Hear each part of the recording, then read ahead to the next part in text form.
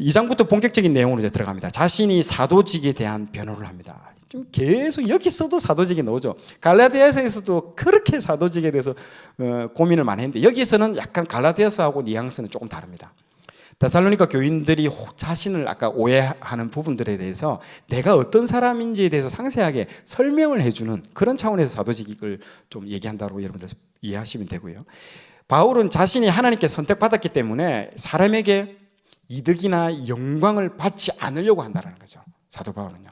그래서 데살로니가 2장에 보면요, 데살로니가 교회에 머무는 짧은 기간 동안 자기가 텐트 메이커로서 손수 내가 일을 하면서 사역을 했다라는 거예요. 그리고 데살로니가 교회에 있는 동안에 옆 동네에 있는 빌립보 교회로부터 2번의 여러분들 재정적 지원을 받게 됩니다. 자, 여러분 빌립보서 4장 16절에 보면요, 데살로니가에 있을 때에도 너희가 한 번뿐 아니라 2번이나 나의 쓸 것을 보내었도다. 바울이 자신이 개척한 그 대부분의 교회들하고요, 바울이 상당히 좋은 관계를 여러분 유지했을 거라고 생각하십니까? 아닙니다. 대부분 긴장과 갈등 관계 속에 있었던 교회들이 대부분이었습니다. 목회가 그만큼 여러분 어렵다라는 것들을 반증해 주는 것이죠. 그래서 이렇게 바울 서신을 많이 남겨서 목회하시는 분들에게 좋은 길잡이가 되어주는 것이죠. 그런데 빌립보 교회와는 어떻게 해요? 너무 좋은 관계를 유지했다는 거죠. 그래서 다른 교회가 선교원금을 보내주면요, 1절 안 받았습니다. 1절 안 받았습니다. 나 자비랑 한다. 나 텐트 메이커로서 내가 돈 벌어서 내 돈 내산 내가 알아서 사역 다 한다. 그런데 유일하게, 거의 유일하게 이 빌립보 교회에서 주는 돈은요, 따박따박 다 받았습니다. 그만큼 이 빌립보 교회와 이 사도 바울 관계가 사랑하고 신뢰하는 관계라는 거죠. 예. 지금부터 여러분들 그 이제 목회에 관련된 부분들이 나옵니다. 2장에서는요, 내가 어떤 사도인가를 여러 차례 말하면서 자전적 고백을 얘기합니다. 자기가 어떤 사람인지, 바울의 목회 철학을 지금부터 쭉 얘기를 해주고 있습니다. 여러분, 바울은요, 신학자이면서 선교사이면서 동시에 목회자입니다. 이 1인 3역을 지금 했던 사람이라고 보시면 됩니다. 정말 대단한 사람이죠. 첫 번째, 자기의 목회 철학은요, 하나님을 상대로 목회를 한다는 거죠. 사람 상대가 아니라는 거죠. 바울은 사람에게 듣기 좋은 말 하지 않고요, 하나님 상대로 목회했다라고 얘기합니다. 2장에서 오직 하나님께 옳게 여김을 입어 바울이 위택받았으니, 예, 그러니까 이렇게 얘기를 하죠. 우리가 이와 같이 말하면요, 사람을 기쁘게 하려 함이 아니요 오직 우리의 마음을 감찰하시는 하나님을 기쁘시게 하려 함이라. 아멘. 내가 사람을 기쁘게 하기 위해서 그런 설교를 하지 않았다라는 거죠. 용기 있게 무슨 설교? 십자가의 설교. 십자가 복음을 그대로 설교로 했다라는 겁니다. 목회자에게 정말 필요한 덕목인 것입니다. 현장에서 목회하면요, 사람 눈치 볼 수밖에 없습니다. 그러나 바울은 그렇게 하지 않았다라는 것이죠. 친한 친구 아버지가 목회를 이렇게 하시는데요, 그리고 그 외에도 뭐 주변에 친구 그리고 후배들 사역하시는 참 분들이 많습니다. 목회 현장에서 목회 현장에 대해서 듣는 것이 많이 있는데요, 제가 어릴 때 다녔던 그 교회 목사님도요, 정말 대쪽 같은 분입니다. 막 사람 눈치 보지 않고 막 하나님이 기뻐하시는 그 말씀들, 막 십자가 메시지, 막 회개의 막 메시지들을 계속 전했는데요, 정말 그런데 그 목사님이 정말 어려운 일을 당하는 걸 참 제가 많이 봤습니다. 지금도 여러분 매주 담임 목사님이 막 회개하라, 막 십자가 설교만 매주 계속 그것만 계속 전하면 어떻게 될까요? 그 목회 그 담임 목사님 그 자리 보존하기 힘듭니다. 그게 목회 현장이라는 것이죠. 그래도 하나님께서 전하라고 하면 전할 수 있을까요? 쉽지 않습니다. 예. 그래서 목회자분들을 위해서 우리가 기도를 많이 해야 됩니다. 저도 처음에는요, 축복 설교 막 축복 받는다, 뭐 우리가 있어야 할 것들을 미리 아시고 하나님 우리에게 복 주시는 하나님이다, 막 그런 설교 너무너무 막 좋아했습니다. 물론 예, 좋죠. 이게 하나님께서 우리에게 복을 준다는 건 너무너무 좋습니다. 그러나 그 신앙이 좀 더 성숙한 단계로 들어가면요, 고통 가운데 십자가를 통해서 하나님과 깊은 만남, 막 이것들을 그 만남, 깊은 만남 가운데 그 기쁨들을 경험하게 되더라고요. 그래서 여러분 좁은 길, 그 십자가의 길, 광야의 길에서 거기서 주님 만나 주십니다. 그래서 그 길을 통해서 주님이 다 기다렸다가 우리를 만나 주시거든요. 예, 하나님은 여러분 걱정하지 마십시오. 내가 감당할 만한 시험만 하나님 허락해 주십니다.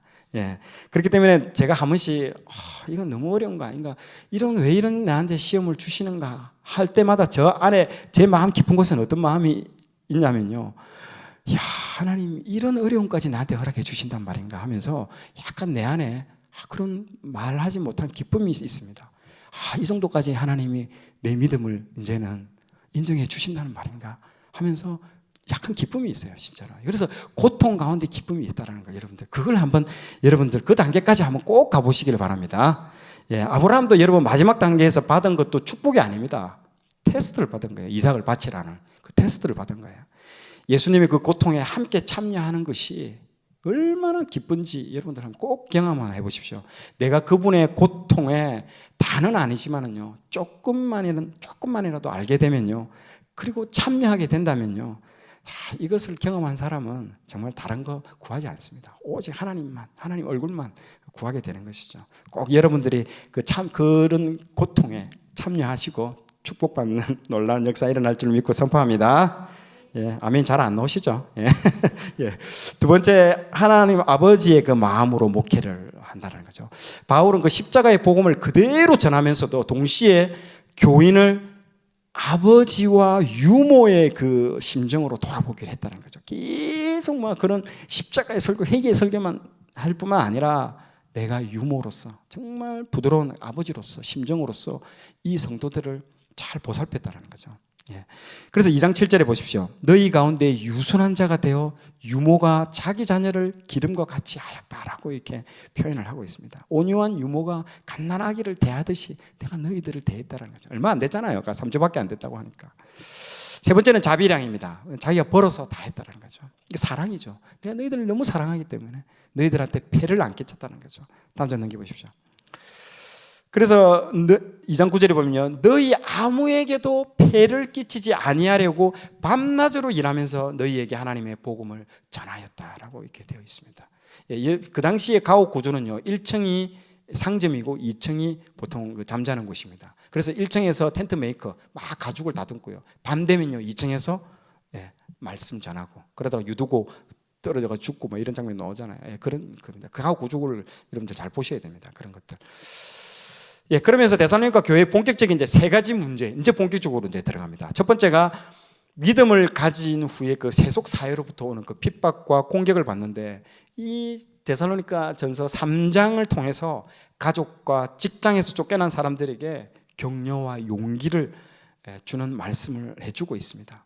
자, 다음 장 보시죠. 2장 13절에서 16절 내용을 통해서요, 예수님도 보세요. 같은 유대인한테 거절받고 결국에는 죽임까지 당하잖아요, 예수님이. 바울 자신도 매일 자기 동족인 유대인들한테 매일 두들겨 맞고 돌에 맞고 거의 죽음 직전까지 박해를 받고 있잖아요. 그리고 이 데살로니가 교인들도 그렇다라는 거죠. 같은 동족인 그리스 사람한테 핍박을 매일 받고 회사에서 쫓겨나간다는 거죠. 자, 그래서 바울은 그들이 함께 너희들이 받는 이게 예수님의 고난에 너희들이 지금 동참하는 거다라고 얘기를 해주는 거예요. 그러면서 특별한 위안을 준다는 거죠. 조금만 참아라, 그게 아니고 너희들 이거 경험해봐라. 예수님의 고난에 너희들도 함께 동참해봐라. 솔직히 아브라함이 이삭 바치라는 건요, 어떻게 보면 나는 시험이라기보다는요, 축복인 거예요. 어떻게 하나님과 똑같은 경험을 할 수 있습니까? 자기 아들을 바친다는 거, 자기 아들을 준다는 거, 그걸 경험하게 해보는 거는요, 어떻게 보면 역설적이지만 참 고난 가운데 축복인 거죠. 그 얘기를 하는 겁니다. 여러분, 이게 꼭 필요하다는 거죠. 아프지만요, 기쁘다는 거죠. 그 고통 가운데 기쁨이 같이 혼재해 있습니다. 그걸 경험해본 사람은 압니다. 고통 가운데 기쁨이 같이 혼재해 있습니다. 그러니까 견뎌내는 거죠. 고통만 있으면 누가 견뎌요? 도망가지. 그러나 기쁨을 주신다는 거죠, 하나님이. 남이 모르는, 정말 그 사람만 아는 거죠. 그래서 나중에 예수님 앞에 가면요, 그 사람 눈물을 닦아준다는 거죠, 예수님이요. 그리고 그런 비밀이 있어야 된다는 거죠. 그런 비밀이 없어요. 다 남도 알고 나도 아는 거, 그거 말고 예수님과 나만이 아는 비밀, 그 기쁨이 있다라는 거죠. 십자가에 동참하면. 고난을 통해서 내가 십자가에 동참하고 있음을 깨달아야 이 깊은 신앙에 들어간다는 거죠. 여러분, 마지막 때에 그 신화 시대의 유행을요 거스르면서 역행하는 거, 그러면서 거룩하게 사는 거 쉽지 않습니다. 이 데살로니가 교인들이 그렇게 살고 있는 거잖아요. 지금 완전히 로마 제국이 지금 다 장악하고 있는 그 우상의 도시에 홀로 예수님 진짜 그때 당시만 해도 주류 종교도 아니야. 이상한 그걸 진짜 혼자 역행한다? 그게 가능합니까? 그게? 그렇게 살고 있다는 거죠, 지금. 두 번째는 우상숭배와 음행의 문제에 대해서도 얘기를 해주고 있고요. 이 데살로니가 교인들도 깊숙하게 젖어 있다는 거죠. 회심을 했지만은 밖에 나가면 다 음란한 게요. 벽보에도 음란한 거. 그리고 언제든지 내가 돈만 있으면 어떤 여자 사가지고 성적으로 접촉할 수 있고 이런 게 완연한 도시 문화이기 때문에 넘어지기도 너무 쉽다라는 거죠. 이게 그 당시 처해진 성도들이라는 거죠. 그래서 회심 이후에도 이 문제가 자유롭지 못한 상황에서 바울은 거룩한 삶에서 하나님을 기쁘시게 살아라고 계속 이 말씀을 통해서 권면하고 있다는 거죠. 읽으면 그게 여러분들 아마 알게 될 겁니다. 세 번째가 이 책의 이제 하이라이트의 핵심 문제를 다루고 있습니다. 4장 5장에서 바울은요 데살로니가 교회가 던진 이 질문에 대해서 아주 정성스럽게 답변을 해주고 있습니다. 바울에게 던진 종말론의 그 질문은 두 가지였습니다. 첫 번째는요, 예수님이 재림하기 전에 사람들이 죽을 수 있다. 자기 아버지들이 막 예수님 금방 온다고 생각했거든요. 금방 온다고 생각하고 다들 믿고 있었는데 예수님이 아무리 시간이 지나도 안 오시는 거예요. 그러자 자기 아버지, 자기 엄마, 노인분들이 한 명, 두 명씩 이제 소천하시는 거예요. 그런 걸 볼 때 걱정이 되는 거예요. 그리고 두 번째, 그러면 예수님은 언제 오시냐는 거지. 이 두 가지 질문을 이렇게 던진 거죠. 여기에 대해서 이제 사도 바울이 답변을 합니다. 왜 데살로니가 성도들이 재림 이전에 죽은 사람들의 운명에 대해서 고민을 하는가? 궁금하시지 않습니까? 맞죠? 이게 궁금해야 됩니다. 데살로니가 사람들 생각을 이랬습니다. 이때만 해도 자기들이 살아생전에 아까 얘기한 것처럼 예수님 다시 올 거라고 철떡같이 믿었죠. 그런데 이게 막 재림이 지연되니까 이제 이 교회 어르신들이 이제 하나씩 둘 이제 소천되니까 이 나중에 직접 내가 살아 있을 때 예수님 다시 오실 때 그 영광 가운데 들어가면 너무너무 좋은데 먼저 소천하신 분들은 이 영광에 참여하지 못한다는 거잖아요. 그래서 너무 안타깝다는 거죠. 그래서 막 우리 엄마 어떻게, 우리 엄마 어떻게, 우리 아빠 어떻게 하면서 돌아가시는 분들에 대해서 안타깝게 생각하는 거죠. 그래서 사도 바울에게 이 질문을 하게 된 거예요. 먼저 예수님 오시기 전에 먼저 소천하신 분은 어떻게 되는 거냐고 질문을 던진 겁니다. 바울은 이렇게 답변합니다. 죽은 자를 예수님 안에서 잠자는 자들이라고 여기에 표현을 하고 있습니다. 죽은 자들이 어떻게 된다고요? 부활할 것이다.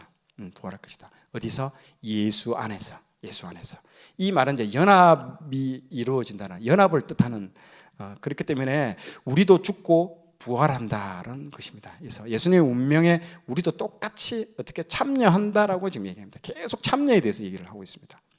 자, 이 부분은요, 지금 이 표 나오죠. 이 부분은 상당히 조금 민감한 부분이지만 중요한 부분이라서 제가 설명을 제가 좀 해드려야 될 것 같아가지고 좀 얘기를 합니다. 이 부분은 여러 지금 의견과 교단별로 또 해석이 다 다르기 때문에 이것이 정답이다, 이게 옳다라고 여러분 들으시면 안 됩니다. 여러 해석 중에서 제 편에서 이게 제가 볼 때는 제일 맞는 것 같다라고 생각하는 것 중에 제가 골라서 제가 정리를 해서 제가 설명을 해드리는 겁니다. 그래 다른 의견이 있을 수 있다는 점을 미리 제가 먼저 알려드립니다.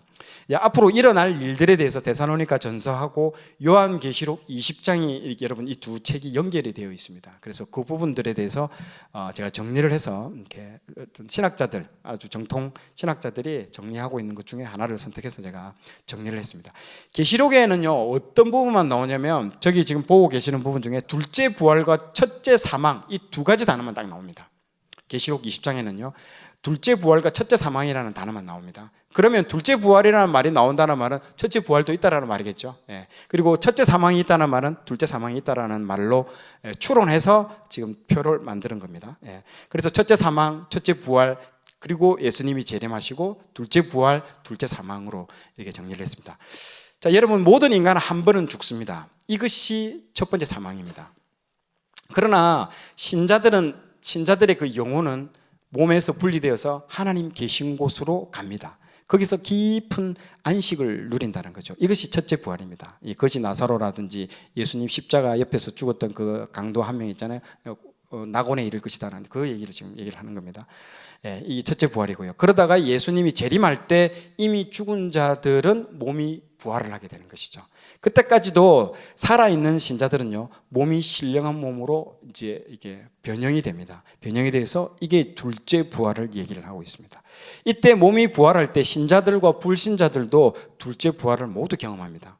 그리고 이 최후 심판을 받게 된다는 거죠. 그리고 불신자들은 이 영원한 불못에 던져지게 됩니다. 이 불못에 들어가는 것이 이제 둘째 사망이라고 일단 표현을 하고 있습니다. 그래서 첫째 사망은요, 신자 불신자 다 경험합니다.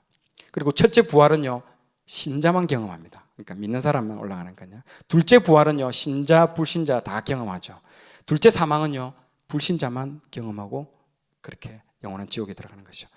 데살로니가 사람들은 첫째 부활과 둘째 부활 사이에 차이가 있다라고 생각한 것 같습니다.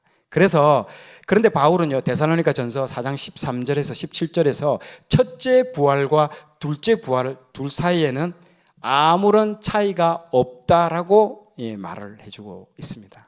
그것들을 그래서 슬퍼하고 있거든요. 그 부분에서 영광에 그 주님이 오시는 그 놀라운 영광에 참여하지 못한다라는 것 때문에 그래서 슬퍼했는데 차이가 없다라고 얘기를 합니다. 그 구절이 지금 나오는 결코 앞서지 못하리라라는 표현으로 두 개 다 똑같다라는 표현을 지금 여기서 하고 있습니다. 자, 바울은 이 둘째 부활에 대해서 당시 문화를 통해서 설명을 하고 있습니다. 상당히 바울만의 독특한 문학적 표현입니다. 자, 어떻게 표현하냐면요, 당시 로마 제국에서는요, 황제가 어떤 도시를 딱 방문하면요, 어떤 마을을 방문하면 그 마을의 행정 총책임자가 쫙 나옵니다. 마을 어기 입구까지 쫙 나옵니다. 나와가지고 그 황제를 영접해가지고 이렇게 모시고 어디로 간다? 자기에 있는 집무실로 쫙 들어가죠. 되게 일반적으로 그러지 않습니까? 대통령이 오면 맞죠? 도지사가 나와서 모시고 뭐 공항까지 나와서 모시고 영접하는, 이게 이때 황제가 그 도시를 방문하는 용어가요, 파루시아라고 합니다. 이게 파루시아. 이 용어를 쓰고요. 황제를 영접하러 나온다라는 이 용어를요, 아판테시스라는 용어를 딱 쓰고 있습니다. 이게 아까 둘째 부활 때, 아까 예수님이 재림을 할 때 재림 황제가 내려오는 거고, 우리가 어디로 맞이하러 나가는 거예요. 이게 위로 몸이 변형되어서 이미 죽은 자들도 부활하고 우리 산 사람들은 몸이 변형돼서 올라가서 맞이하러 간다. 이게 파루시아와 아판테시스라는 표현을 통해서 차용을 하고 있습니다. 그래서 예수님이 재림하실 때에 이미 죽어있던 첫째 부활의 상태에 있는 사람들을 함께 데리고 오신다고 하는데, 여기서 데리고 온다라고 할 때 오다라는 말이 바로 파루시아를 얘기하는 겁니다. 파루시아. 그리고 지상에 있는 사람들이 몸이 홀연히 변화되어 가지고 공중으로 올라가서 재림하시던 예수님을 이제 영접하죠. 그리고 오시는 분을 영접한다는 말의 헬라어가 아판테시스라는 말을 씁니다. 그래서 파루시아와 아판테시스는요, 로마 제국의 그 정치 행정 용어입니다, 여러분. 아주 일반적으로 다 아는, 딱 들으면 아는 용어인 거죠. 그 용어를 차용해 가지고 지금 예수님의 그 둘째 부활을 설명을 해주고 있다는 거죠. 아주 쉽게 그 사람들이 알아듣기 쉽게끔 얘기를 해주고 있다는 거죠. 응용해서 말을 해주고 있습니다. 예수님이 이미 죽은 첫째 부활에 참여하는 사람들을 부활시켜서 그들을 데리고 파루시아 할 것이고, 데살로니가 성도들은 몸이 변화되어서 올라가서 아판테시스를 할 것이다라고 말을 하고 있는 것이죠. 무슨 말 아시겠죠? 그런 용어를 쓰고 있습니다. 자, 오늘 내용이 좋았다면 좋아요, 구독 부탁드리겠습니다. 좋아요, 구독, 알림 설정은 콘텐츠 제작에 큰 힘이 됩니다.